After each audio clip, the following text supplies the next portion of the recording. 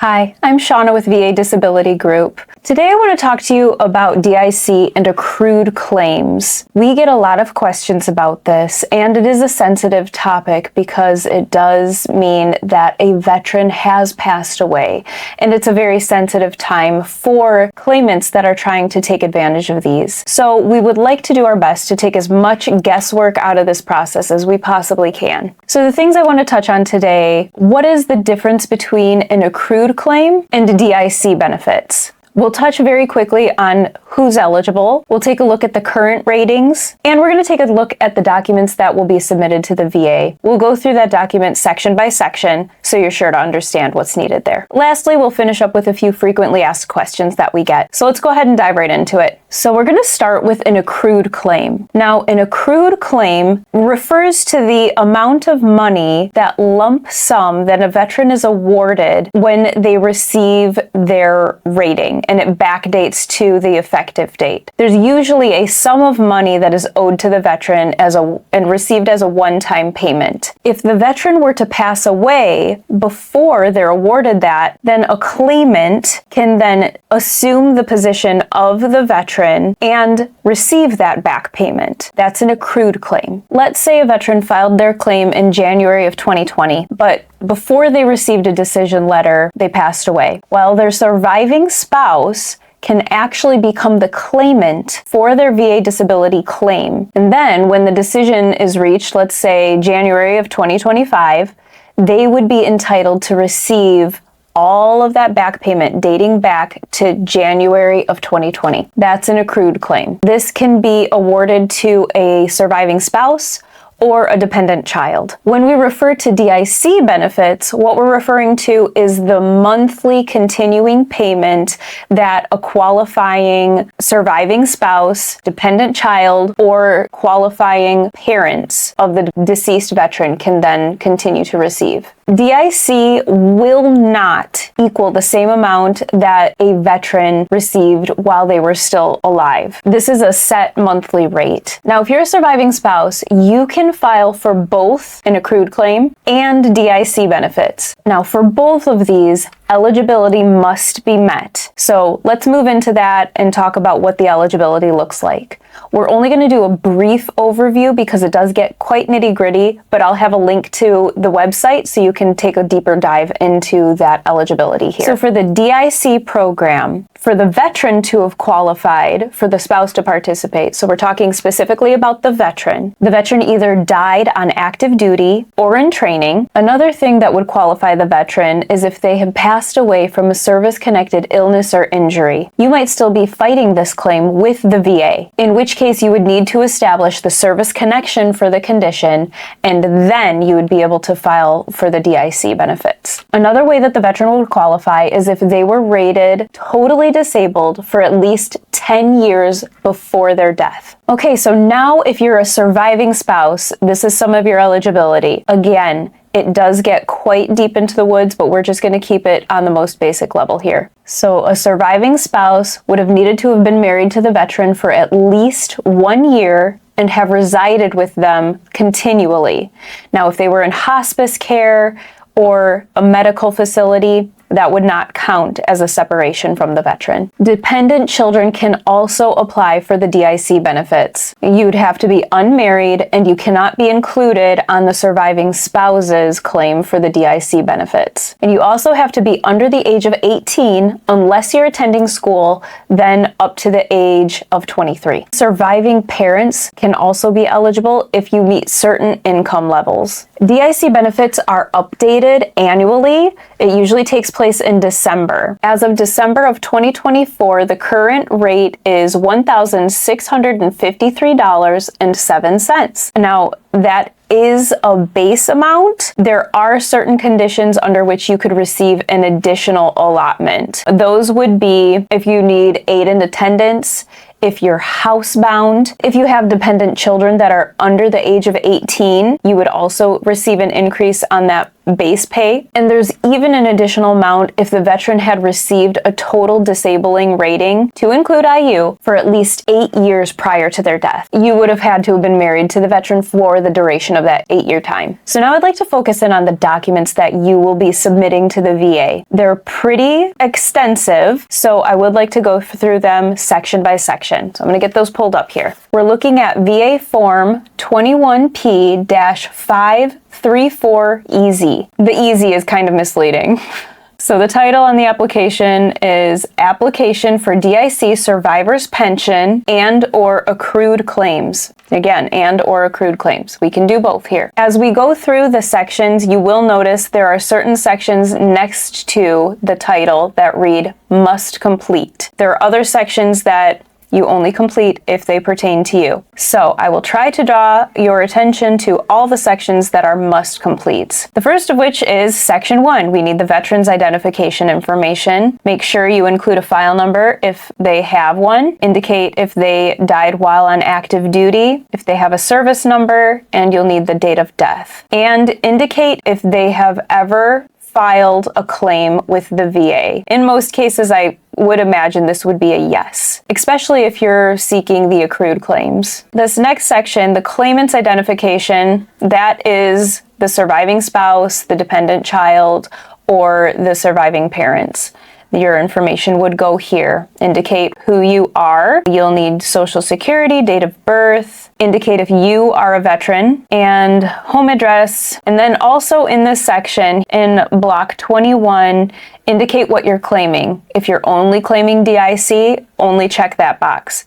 If you're not qualified for DIC, but you're interested in the survivor's pension, then you would check that box. If you're only after accrued claims, you'd only check that one. But in this case, we're going to assume that we're claiming both DIC and accrued claims. If there's an accrued claim to be had, this covers both bases here. Okay, now we are moving on to section 3. It's asking about the veteran's service information. You only need to complete this if the veteran ever served under a different name. If not, just move on. Make sure you're putting in the veteran's social at the top of every one of these following pages as well. At the top of page 11 is just a continuation of that previous section, which you will not complete unless your veteran has served under a different name. So now we need to come down to the marital status. This is going to be a must complete if you're the surviving spouse. You're going to have to complete all the information about your marriage to the veteran here. For your marriage to the veteran, they're going to be asking the following. At the time of your marriage to the veteran, were you aware of any reason the marriage might not be legally valid? Answer yes or no, and there's a space if you have an explanation. Were you married to the veteran at the time of death? And then if not, you continue on over here to block 4C and indicate how your marriage ended to the veteran. Include your dates of marriage, place of marriage, and place of termination. So you'll want to put the city, town, and state that the veteran passed away in. And then you can include the type of marriage here. Does ask if a child was born to you and the veteran during your marriage or prior to your marriage. And it asks if you are expecting the birth of the veteran's child, and if you lived continuously with the veteran from the date of the marriage to the date of his or her passing. And if yes, then there is a section for you to answer what the nature of that separation was. There is a section here about a remarriage after the veteran's death. Now, typically, you would not be able to receive the DIC benefits if you were remarried. However, under certain circumstances, you can. There's age restrictions attached to that. On the next page, we see that the marital history is continuing. If the veteran has previous spouses, this is where you would list them. And you want to keep this as close to what is on record with the VA already. So if the veteran filed dependency for a previous spouse, maybe they were married to them while they were in service, so they're in the DIR system, you're going to want to match this to the best of your ability, including dates to the best of your ability.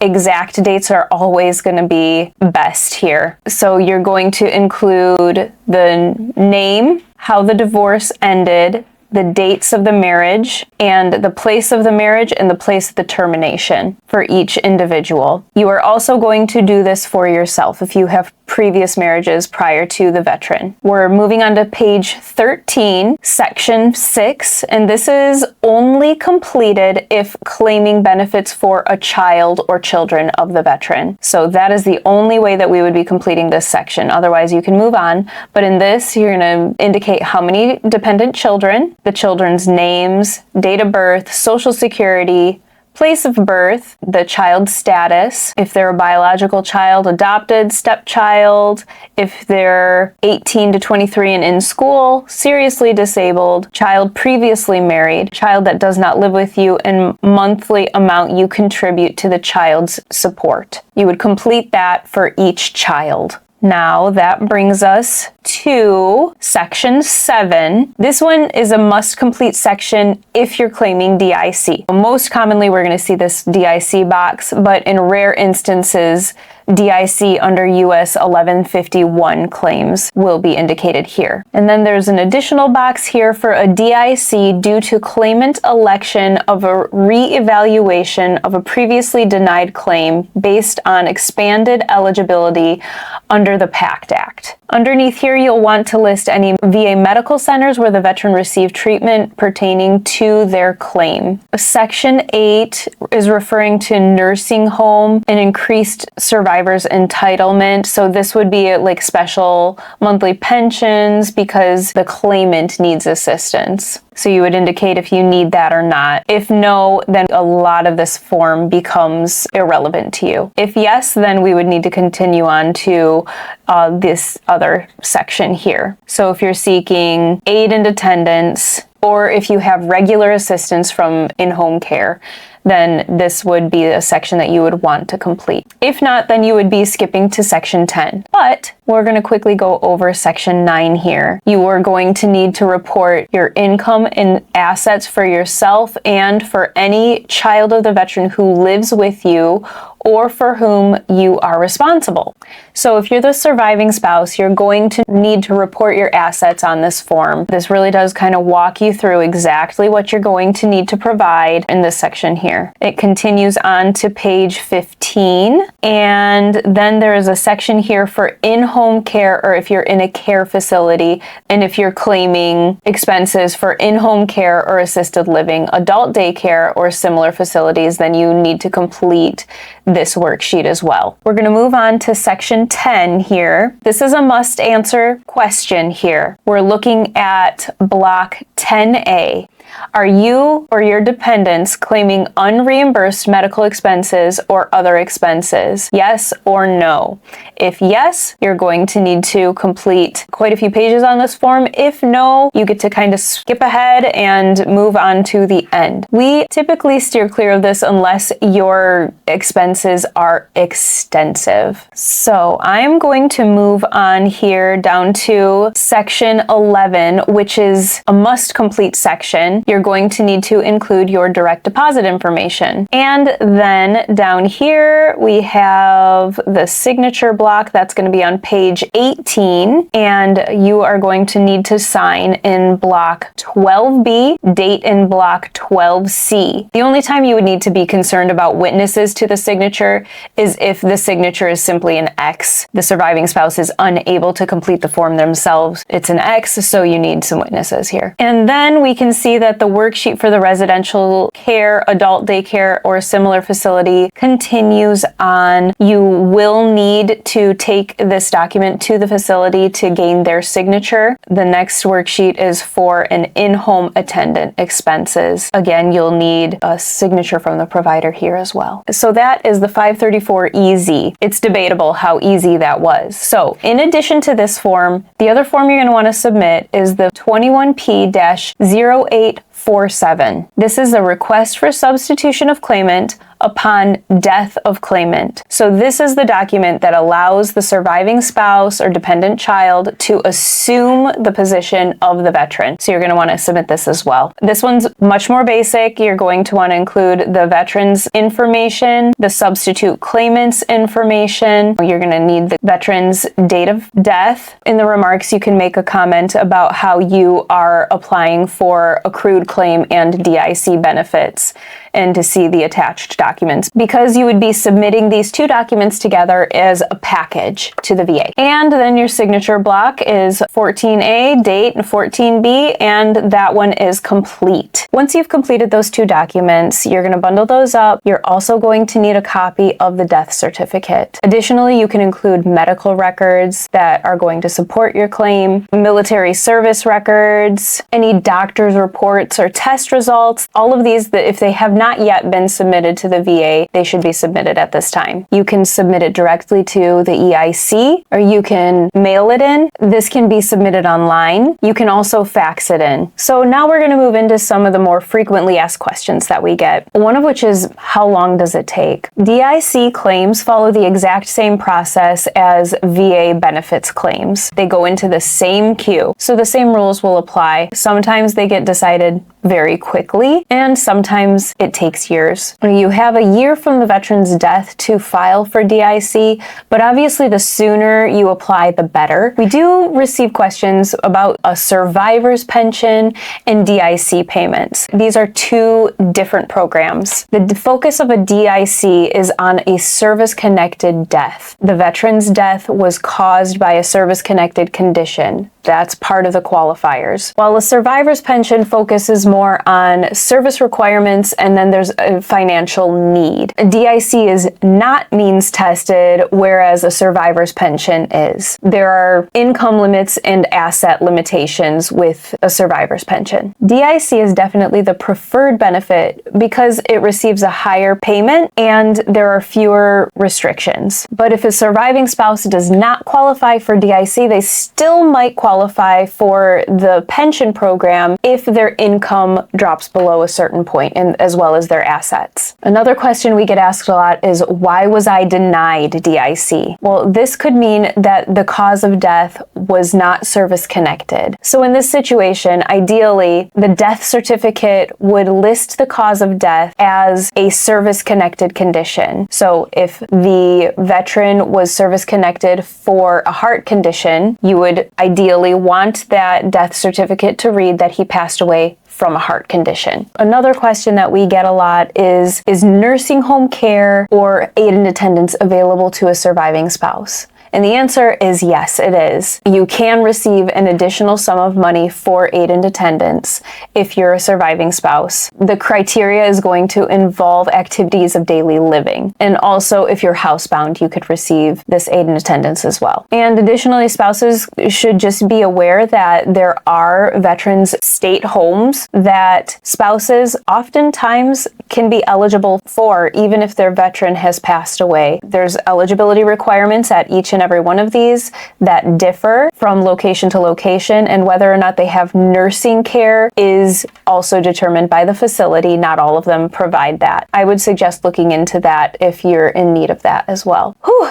Okay, so we covered a lot of information. I hope it was helpful. I hope it sheds a little bit of light in this very difficult time. At least you've got some exposure to the form. You know what it looks like. You know what sections you need to be paying attention to that are just non-negotiable and you have to complete. And then you know the sections that apply only in certain circumstances. Thanks for joining me. Like and subscribe. If you have any questions, feel free to leave them in the comments below. Check out our website. We also have a lot of great resources there. Thanks and have a good day.